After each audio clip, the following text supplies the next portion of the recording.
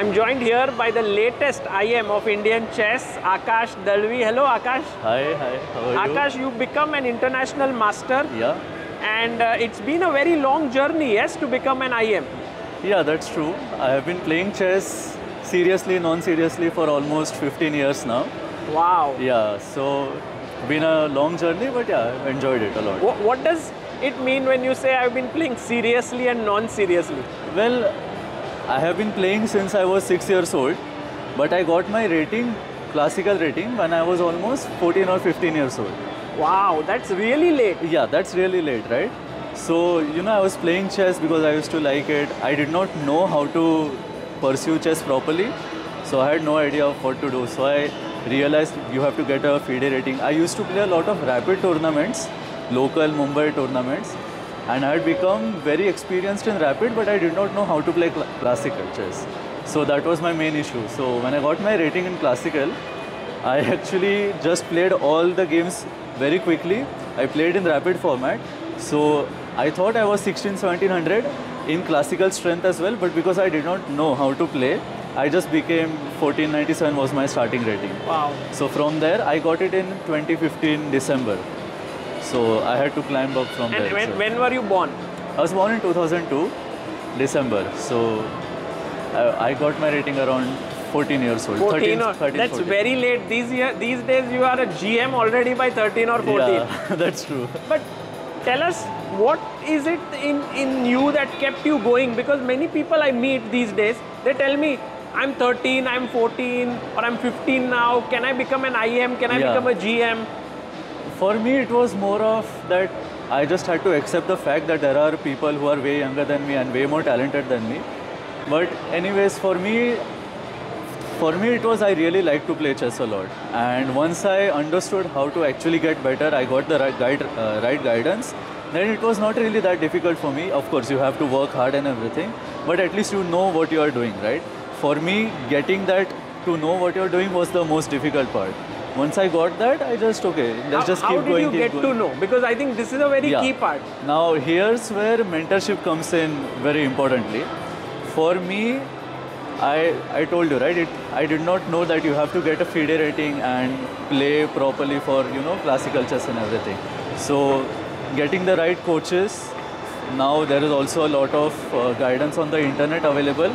So, you have to pick and choose the right information. That is very important, right? But in your case, who was this person who were these people who helped you? For me, I would say it was more of the chess circle I was in.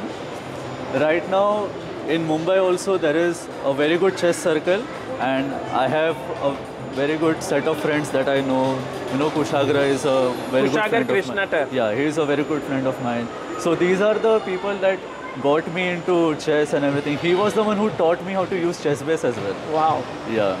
And then you came along. If you remember, I was at IIFL, I was this small, and you came to me, you had your ChessBase shop set up, and you came to me, you taught me about ChessBase 13 and everything. Wow. Do you remember that? No, I don't remember. Yeah.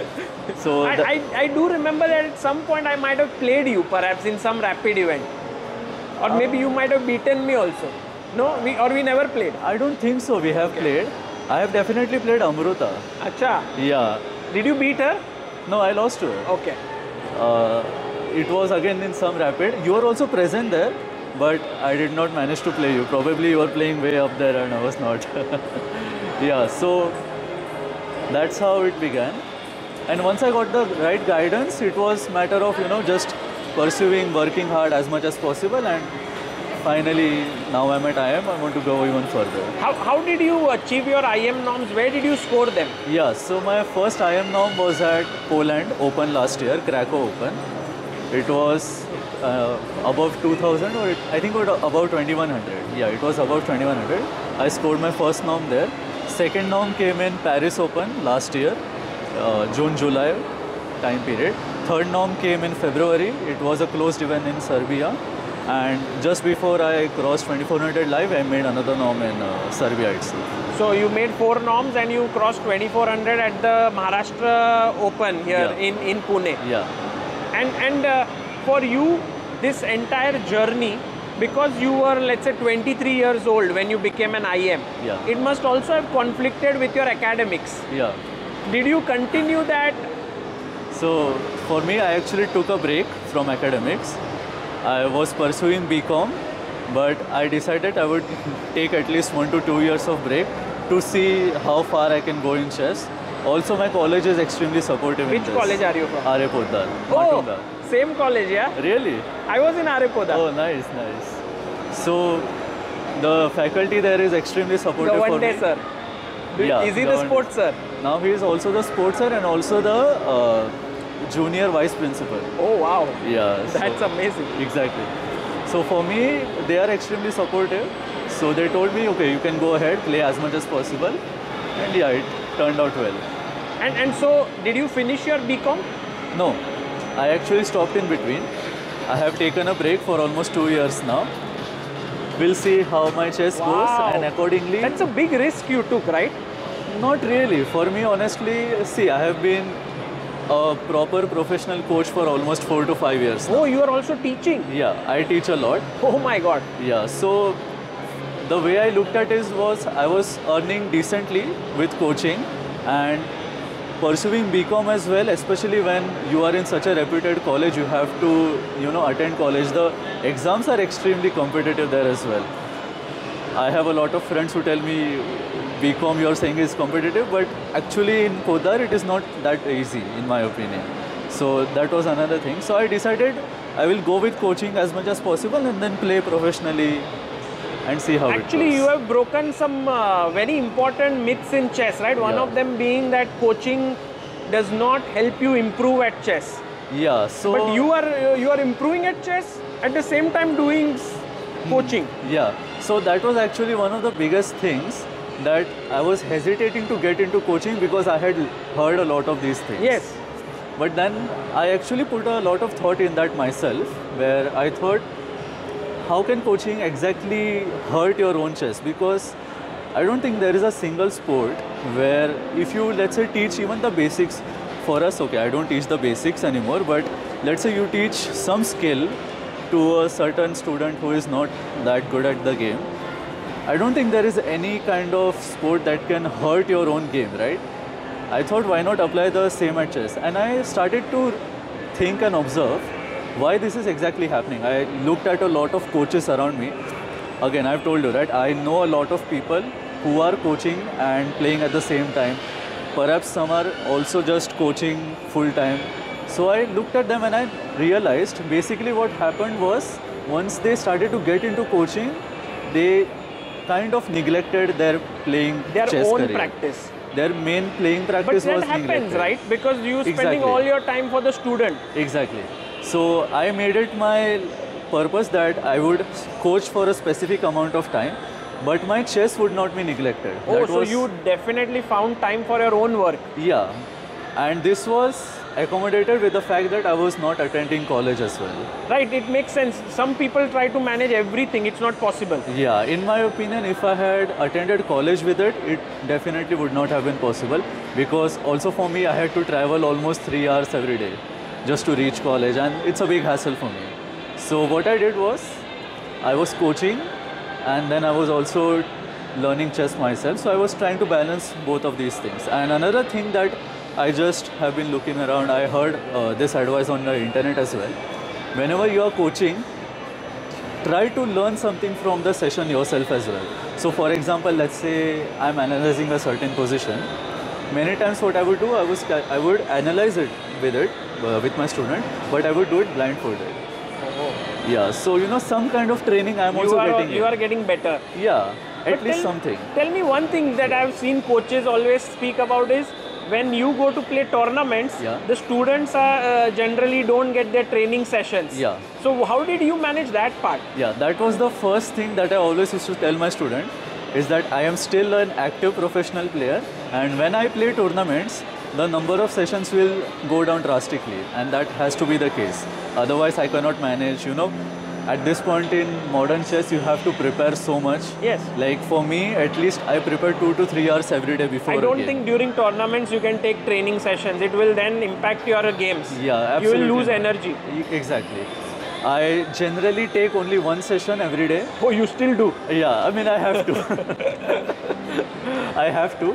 So I do take one session every day, but not more than 2 sessions in my tournament schedule. Wow. That's what I do. You know, Akash, Gukesh became the world champion, and he and his family took a very unconventional decision. Yeah. That he stopped schooling when he was in 4th grade. Yeah. In some ways, you have taken a very unconventional decision yourself as well. I have hardly seen anyone not go for their degree Yeah. or become a graduate, then adopt coaching, make a living out of that, but also keep playing. Yeah. It's a very unique case. Yeah. I think so. Yeah, for me, I realized that coaching was a good way of earning because especially when the lockdown started, just before like a few months the lockdown started, I started coaching. And then obviously tournaments shut down and everything. We had a lot of free time. So I got into coaching quite regularly. Then I realized, okay, I may be late, but I still have some potential that I can, earn by myself because for me, I come from a typical middle class background. So you didn't have funds to sponsor your travel, like you made your norms in Europe, Yeah. you had to self-fund yourself. Yeah, so majority of the tournaments that I played, they have been funded by my parents and by me. So sometimes it is 50-50, sometimes it may be 70-30, depending. So that's what I did. So from 2020, basically the lockdown, I started coaching and then I was learning by myself and doing as much as possible. From last year, actually, I started working with Sarvanand sir. And that was one of the best things that happened. You mean I am V. Sarvanand? V. Sarvanand. He's your coach right now? Yes, he is. And how did working with him impact your game? absolutely. I mean, that was basically the best thing that happened to me. But what happened? What changed? Yeah, so before I did not have conventional chess coaching or proper chess education to say. It was more of I was an extremely practical player. I was not good at, let's say, a specific skill or anything. I just knew how to play chess. And because I had played a lot of chess, right? I had played easily, I would say, more than 300 rapid tournaments just in Mumbai. Yeah. So you loved playing. I really love playing. So, And I meet a lot of parents every now and then who say, my kids love playing, they don't work and solve chess. So you were one of those kids. definitely. I am exactly, the ambassador of that. But yeah, for me, I played a lot and any game, right? You play it a lot, you basically learn from it as well. So that happened to me as well. With Sarvanand sir, it became extremely structured. And he was exactly what I wanted because I could understand, okay, I have to do this, I have to do that. Sarvanand sir was the mentor that I needed basically, right? Because you can tell me, Akash, you can do this, and I will start doing that. For me, doing is not the issue. For me, understanding what to do is the main issue. And Sarvanand sir was the perfect match for that. How did you because there are so many trainers in India and Yeah. also outside India, how did you find him? Because of you, sir. Because of me. How? You remember you took his interview, you went to his home, and there was this 2-part interview. The books interview. I watched both of them from the start to finish, and I really understood that this guy has a lot of wisdom that he can offer. And at that point, I had already realized that I do not need a coach, I need a mentor. So it was a decision on my part that I will see. I obviously knew who he was, and obviously he had worked under Anand's team and Yes. everything, so his resume is off the charts. But I said, okay, why not just message him and see what happens? So it's quite funny actually because I messaged him in 2023 November, December, and he told me he'll get back to me, and he got back to me in March 2024. Wow. So he You was waited extremely for 3 months. Yeah, he was extremely busy during that time. My plan was actually to play tournaments before I get coaching from him. So it was basically I wanted coaching in October, November, December 2023. So I messaged him during that time, but I did not get the chance. So I went to Europe. I played 4 tournaments. That fourth tournament, I got my IM norm as well in Poland, Krakow. And then I came back. I played a few Indian tournaments as well.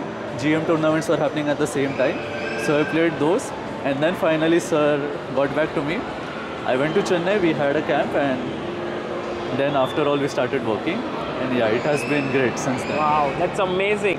And do you think like because you started training and you started earning out of it, that reduced pressure on your mind? Definitely, for me as well, and definitely for my parents as well, because I had to convince my parents that I want to take a break from graduation, right? Especially coming Yes, from... and parents would be like, no, that's not a good idea. Exactly, because my mother is an engineer. So, you know, right, how my mother is going to think. She wants me to be well educated, pursue chess along with that. Now, taking this kind of a risk, I first had to convince them that this may actually be possible, that I can earn through coaching. So, I had to basically show them that this is this much amount I can actually earn through coaching. Wow. And then let me play these tournaments as well. You can help me as much as you want, and I'll also try to help myself. And I think in a way I've seen many players stagnate in the 2200, 2300 region, and they get frustrated and then they kind of leave chess. So maybe this is a very good approach to take. I think so, I definitely think so, because earning through coaching beyond 2000 level is actually quite decent, I would say. Do you think like people can make like above 50,000, 1 lakh? Is it something that is feasible? Because a lot of people have this question in their mind. Yeah, so I'll tell you, even an underrated can make above 1 lakh. Wow. Just by coaching. Now that's because you are not a chess player anymore, right? You have to become a businessman. You have to become a good seller. You have to know how to talk as well. So I know people who are, below 2000 and are making very good amount of money, basically to the point where they don't have to even do anything. So even that's possible. So numbers wise, it is basically you have to be open to opportunities. You have to be in the right mindset where you have to understand from where you can earn potential money possible and those kinds of things. So basically. you think of yourself also as an entrepreneur some way? I want to be. Not what right do you now. want to do? I'm not really sure actually. For now, I'm really liking to play chess, so I will play chess for a very long time. I want to become a grandmaster as soon as possible. Definitely in the next. That's your next aim? Definitely, yeah. Grandmaster in the next 1 to 2 years is my main goal. So, grandmaster then, and then we'll see how it goes. Coaching will be continued along with that, and we'll see how it goes further. Wow! And are there any study materials that you have used, which you can recommend to our viewers that can help them? Yeah, sure. So I told you before as well, right? I was not born and brought up with proper chess education, so most of my study material does not come from books or anything. It was more of just learning from my own mistakes. I played a lot, is what I told you. Also, I have watched a lot of video courses. Be it Chessable, even from ChessBase actually. If you know, I had ordered a lot of ChessBase DVDs from you as well. So those things I have done. With Sarvanand sir, we started working on a few specific books. Jacob Aagaard's calculation, even also, just... Sarvanand might have asked you to learn some classics. Yeah. I mean, I was basically one of the most surprising students he got, because he is definitely the one who comes from a lot of book wisdom, and I was the complete opposite of that, because he just asked me, how many books have you read in chess right now? And my answer was 3 to 4 books. This reminds me a bit of Arjun Erigaisi. He hardly reads books, and perhaps it's that kind of just playing. Yeah, exactly. For me, that's definitely the case as well. Although now I'm trying to read books, but it's still an ongoing process. Brilliant. What are few advices that you can give all the people who are watching this, who dream of chess improvement, who think that it's not possible for them? Because your story is one of not giving up. Yeah. Honestly, okay, I'll come to the advices, but I don't think it is about not giving up. It was more of, once I got the right idea of what to do, I just went all out for it. You were there, you were there inside. You never sort of gave up, so you were trying different things. You tried coaching, you tried to take coaching from people, so you were trying different options. Yeah, basically you have to be open to a lot of ideas, yeah? A lot of ideas, a lot of possibilities. Mainly that was what worked for me. For everyone it is just their own story, yeah? Basic things, obviously you have to get the right kind of guidance, which was the most important thing for me. understanding what you have to do, because in today's modern world, material is not the problem when it comes to chess. Yeah, there is abundance of material is actually the main problem. So understanding what you have to pick and what is actually needed for you, that is the most important thing. In my opinion, improvement is actually possible at any age, even till I would say GM strength, because that's what I'm pursuing right now. So I have to believe in that. So that is possible. Obviously, you have to manage a lot of things in life. That's the most important thing. For now, as I told you, right, my whole life is just chess driven. There is nothing else that I do instead of other than chess. So I had a lot of time coaching, learning myself. So that was possible. Mainly it was, you have to learn to manage your own time. You have to prioritize a lot of things as well. For me, it was clear. Chess was my priority. And also I have to look out for my fitness, health and everything, those kinds of things. Brilliant. Akash, I'm going to make a suggestion here before we end this. How about we put your email ID in the description, so that if people out there have any questions on their own journey, maybe you can have few minutes to help few people. Yeah, why not? Definitely. Yeah, should we do that? Yeah, sure. So, okay, we'll be putting Akash's email in the description, and you can share with him your story and perhaps any advice you need. Thank you so much, Akash, for doing this, and also for sharing your story, which, you know, I've interviewed so many people, and I think it's one of the very unique stories that I have found in the world of chess. Appreciate that. Thank you so much.